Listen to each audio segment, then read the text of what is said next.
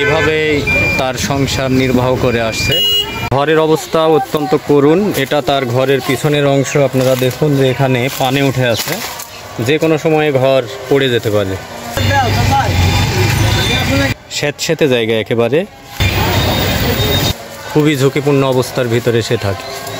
তার ঘরের অবস্থা খুবই করুণ ছিল। প্রথমে তার ঘর ছিল পলিথিনের বেড়ার, ঘর ছিল এবং একটা গর্তের ভিতরে তার বাড়ি। কোনো রকম সে আর কি থাকে। এবার দেখুন, এটাই হচ্ছে ফাতেমা খাতুনের ঘর। এখন ঘর আছে ভাই, টিনের বেড়া ঘর আছে রে ভাই। এটা দিয়েছে ভাই খাদের ভিতরে ভাই, আবর্জনার ভিতরে থাকা লাগে। ওখানে থাকা যাবে না রে ভাই, কুকুরও বাস করবে না ভাই, আমি বাস করছি ভাই। আর ফাতেমা খাতুনের ঘরের সঙ্গে এটা টয়লেট। কি খারাপ অবস্থায় তাকে থাকা লাগে। আসলে সমস্যাটা কোথায়, পায়ে নাকি? না ভাই, পায়ে লাই, শরীরে। বাড়ি কোথায়? মালেকা মোড়, চারঘাট মালেকা মোড়। এখানে তাকে বসবাস করতে অত্যন্ত কষ্টে। এখন কিভাবে সংসার চলছে? মানে চায় চিন্তা আর কি নাকি? স্বামী মারা গেছে কত বছর আগে? 10-12 বছর হয়ে গেছে ভাই। তো এখন সমস্যাটা কি? স্ট্রোক করেছি ভাই। স্ট্রোক? কত বছর মারা পর স্ট্রোক করেছি ভাই। স্ট্রোক করার পরে কোনো শরীরে ভারসাম্য নাই নাকি? না। নাম? ফাতেমা। ফাতেমা। আর বাবার বাসা কোথায়? চাপাই নবাবগঞ্জ। কোথায় এটা? মোনাবাসা বাজার। বাড়িঘর ছিল না ভাই, পলিথিন টেঙা থাকুন ভাই। পলিথিন? হ্যাঁ। এটাই তার ঘর।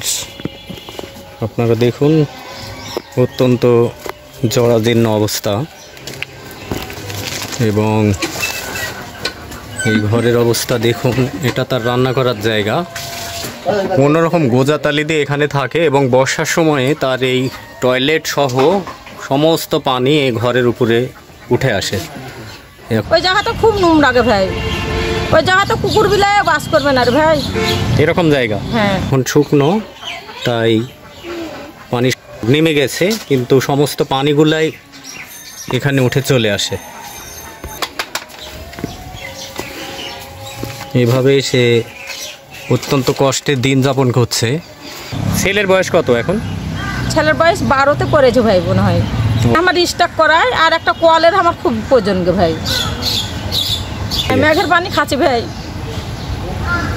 বাবার অবস্থা ভালো লাগে ভাই, বাবা মরে গেছে, সব শেষ হয়ে গেছে। ওখানে চারঘাট মালেকা মোড়ের এই ফাতেমা, আসলে সে একজন প্রতিবন্ধী মানুষ। তার চলতে ফিরতে খুবই কষ্ট। ছেলে লেখাপড়া করে না ভাই, ছেলে চায়ের দোকানে কাজ করে ভাই। মারে রে ভাই, ছেলেকে ধরে ধরে খালি মারে রে ভাই দোকানদারেরা। বাবা নাই তো তাই না রে ভাই, তো আল্লাহর কাছে সাবুর করি ভাই। মানুষ হো বেটা, একদিন তোর ভাতি কুকুর খেয়ে ছেলে খাবে। অন্ধকারের ভিতরে থাকে, আর অনেক ভিতরে নিভৃত এলাকায় তার বাড়ি। খুব কষ্টে সে জীবনযাপন করে। দেখেন ভাই, আমার বাড়িতে কুকুরও বাস করবে না রে ভাই। তাকে চারঘাট সারদা সহ বিভিন্ন এলাকায় দেখা যায়। সেভাবেই চেয়ে চিনতে কোনো রকম তার জীবন যাপন করছে। অত্যন্ত করুণ কষ্টের ভিতরে তার জীবন অতিবাহিত হয়। আপনারা দেখুন যে এইভাবেই সে প্রতিদিন মানুষের অলিগলিতে, বাজারঘাট, বিশেষ করে বাজারে তাকে দেখতে পাওয়া যায়। একেবারে জলাবদ্ধ একটা জায়গায় তার বসবাস। সেখানে সে তার সন্তান নিয়ে বসবাস করছে কোনো মতে। আর তার কোনো টিউবওয়েল নেই, এবং বৃষ্টির পানি খেয়ে কোনো রকম সে জীবন ধারণ করছে।